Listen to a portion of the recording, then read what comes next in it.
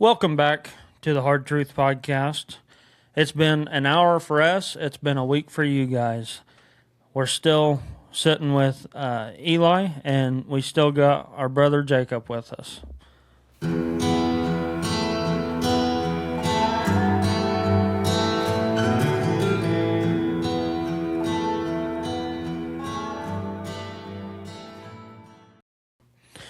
So in the last episode, we left off in verse 15. We're still going to be in the book of James, chapter 1. And being completely honest with all you guys, wherever we end up, we end up. We're going to kind of take our time running through the book of James. And if we're here for a whole year, so be it. So starting back off in 15, we're going to read 15 again and 16.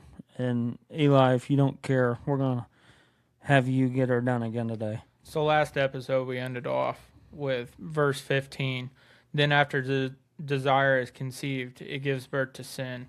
And when sin is fully grown, it gives birth to death.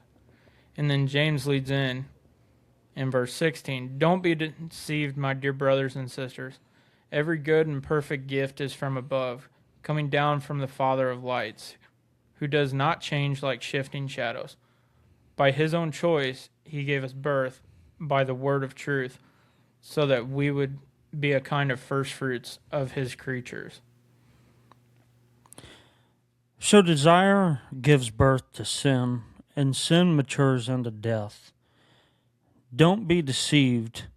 God is not the source of evil or temptation.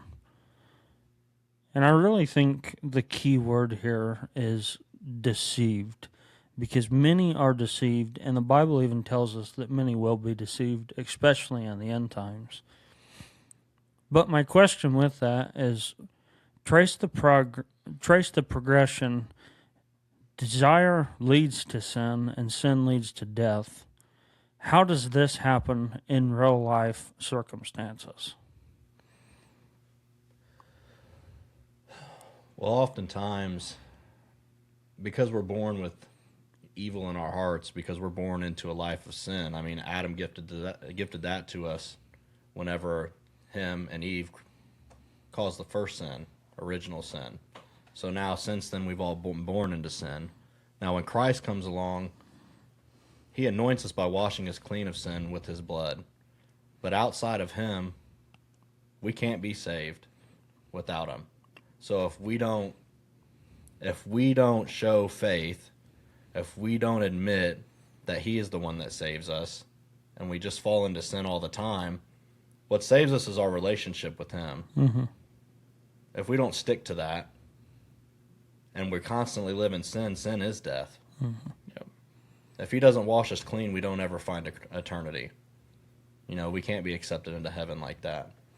Like you're saying, our flesh is sinful from the start. Like, our flesh is full of sin. It's dead from the get-go.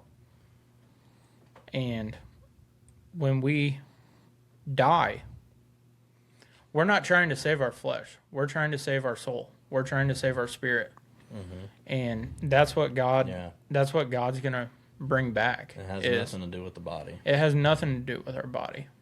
Our body, our mind, our heart. Well, because that's like, when Jesus was crucified on the cross, you weren't literally spilled with drops of his blood that saved you. Exactly. It was your soul was washed clean. Yes. Because he gave his blood for you. So spiritually you are clean. Yep. And to make it crystal clear, he says, I am the way, the truth, and the life. No one comes to the Father except through me.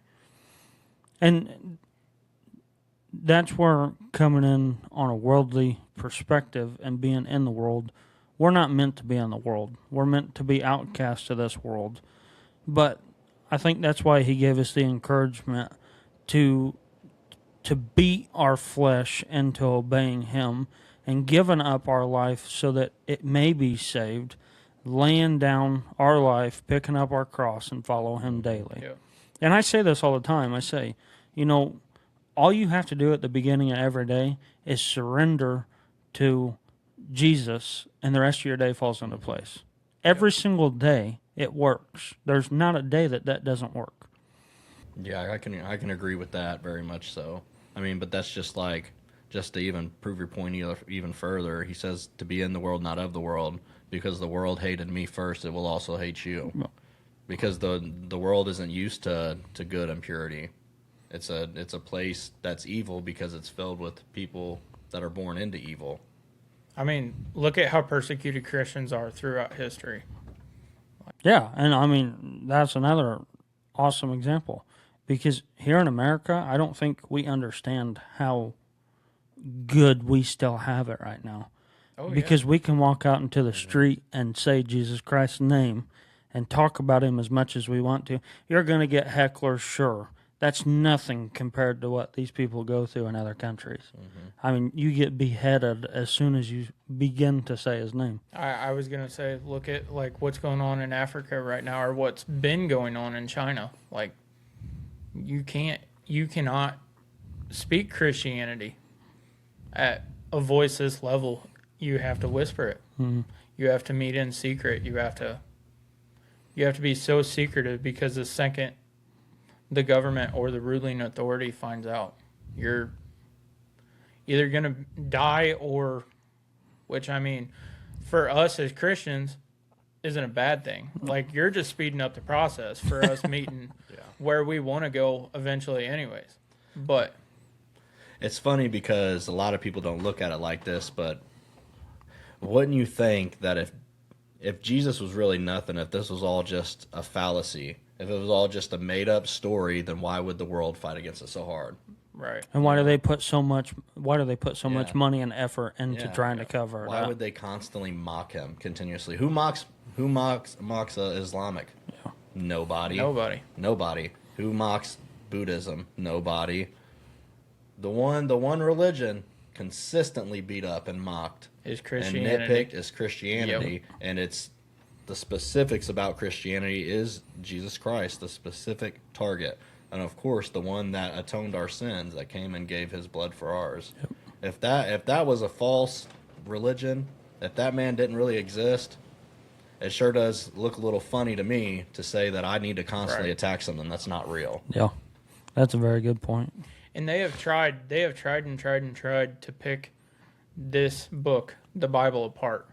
Millions and millions of people have tried That's to the most destroy studied. this and to deface this book and call it lies and call it hypocrisy. And you can't. You What? can't. It is literally perfect from start to back. It's the people that want to twist it up into what they want it to be. Right.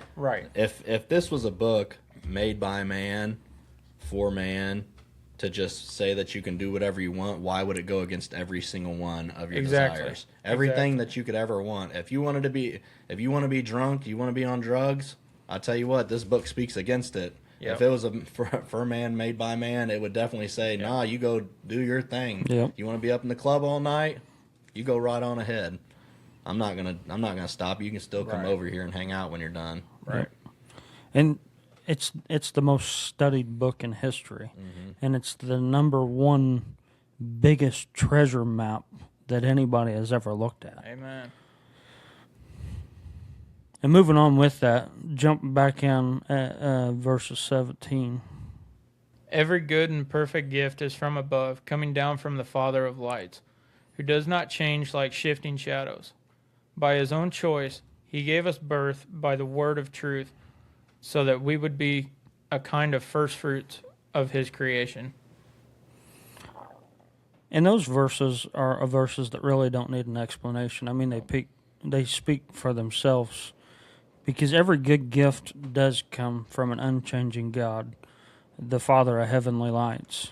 He chose to give us new birth through the word of truth, so we are a kind of first fruits. How does God's unchanging nature contrast with shifting shadows or our desires? It's kind of a tough question. Yeah, and I mean, I guess in a simple way to put that, kind of to what we were just talking about, the shifting shadows are our desires. I mean, our desires are fed by the ruler of this world, because we're constantly getting force fed, especially through the likes of social media now, this new trend that's going on, or if you want to be popular, you got to have this many followers, or you got to shake your butt in this kind of way. The evil one is constantly trying to distract us, just like we was just talking about. I mean, yeah, the evil of the world's constantly changing. They want to find a way to get into it and get into your head. I mean, they're going as far to now. I mean, if you asked me when I was a child, it was more centered towards adults. Now your kids can't even watch anything on TV without some kind of smut or some type of agenda in it. I mean, no offense to anybody, but the truth is the truth, and I don't want my kids watching that kind of stuff. Yeah. Like, that is what it is. We follow one way, and that's what it is. Jesus told us how we're supposed to live our lives. Yep. And the world is constantly pushing not only us as men or women, but now our children into thinking that way. Because the enemy understands if he can get in our minds as early as possible, then he can do anything. Yeah. You know, and that kind of brings up, talking about children, that kind of brings up kind of a hot topic that we talk about in men's group on Friday nights quite a bit. And that's this popular song with the 6-7 thing in it nowadays. Yeah. And the parents don't even understand what they're doing. They just think it's this funny, innocent thing. It's not. It's not. Your kids are worshiping pure evil. And it's just been portrayed as this funny, cute little thing that it's okay for kids to do. Stop letting your kids talk about 6-7 and start teaching them about Jesus. Podcast is sponsored by Lambs and Lions Clothing Company. They have a wide variety of high-quality clothing and bamboo sets for the kids. They also have matching sets for mothers. I am proud to partner with Lambs and Lions because they place Jesus at the center of every design. Check out the link in the description below and help support a company that is focused on Christ. Well, for our 20-second commercial break, we all changed pretty fast, and we had one of them jump out of their skin and into another one. We started talking about the 6-7 stuff, of course, and everything went dark on us. So that's all we're talking about for the rest of this episode. Obviously, it's another day, and we have Eli with us, as always.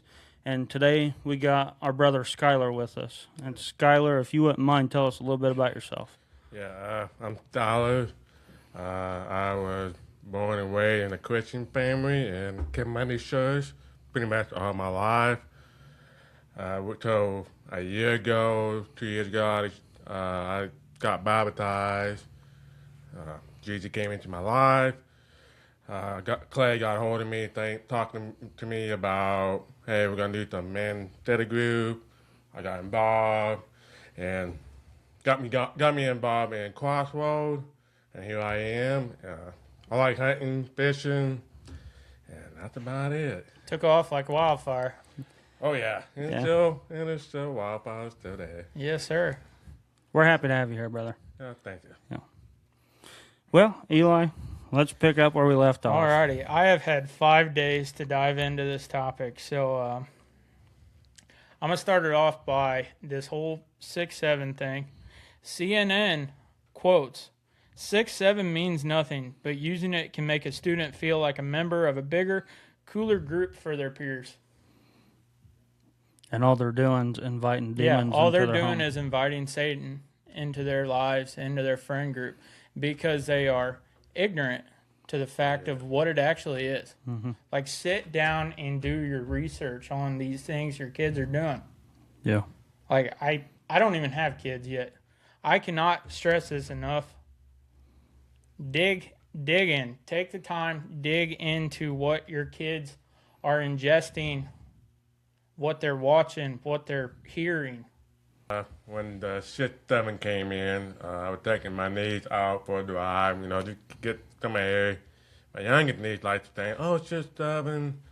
Well, instead of, I should have told him, hey, you're a buying demon. I said, well, look at this way. God created this day, heaven and earth. mankind, fish, and sea. On the seventh day, it was a resting day. My niece, my oldest niece at the time, was like, "Oh wow, that's pretty cool." I'm like, "Yeah," but I did remind them not to do it, and they're like, "Well, they're fun doing it." I said, "That's fine, but Right. just because they're doing it doesn't mean you have to do it." And kids are very impressionable, you know. Oh, Monkey see, monkey do. Oh, You yeah. know, but Teaching them too. I think you did the right thing there with your nieces. Agreed. Telling them. agreed. I mean, Turning it about God. But I think the main thing here is we want to be particularly specific that it's a very real thing that you're inviting, and parents don't even know what's going on. yeah. And we wouldn't even have took this serious if what happened didn't happen. So our video stopped, and it took me 2 days to save it. And when I finally got it saved, it was 16 minutes and 17 seconds. The evil one was clearly trying to shut us up. It's not a coincidence. No, It is pure your kids are inviting evil into your home, and most of us don't even realize it. That's why we're talking about this. Stop letting your kids talk about 6, 7, and start teaching them about Jesus. Oh, yeah. So this Skrilla rapper, he's Cuban American descent, and he practices Santeria, and he has came out in videos saying that he practices Santeria very heavily. And Santeria is kind of it's more of a witchcraft. Like, from everything I have read, everything I've dug, like they believe in very witchcraft-like things. Like, you have to perform chants, perform. The demonic. Yes, type of it's thing. very demonic based. But they have all these multiple gods, along with this Santeria that he actively worships in. He's also in Orisha worship, which is working with Orisha deities, which it's like, from my understanding, it's like a African. Yeah. It's like an African It's from a- religion from a tribe. Yeah. And go ahead. When I look into so the rapper, I don't know what his name was. He said his family. He go back like the family line, the family tree.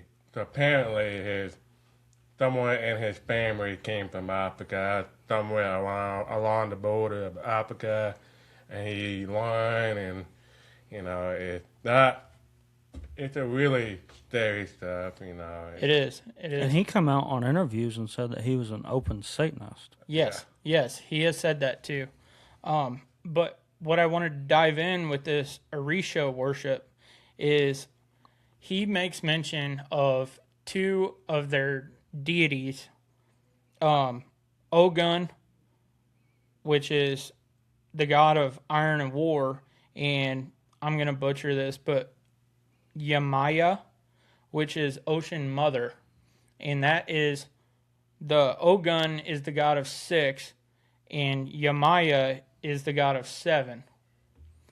Now this Yamaya, they say, is the queen of the sea and mother of all living things. I knew it had something to do with water. Yes. Which is, I'm going to quote Phil Robertson here.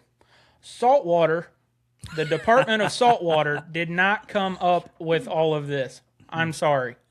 But we did not come from seaweed. We came from one God.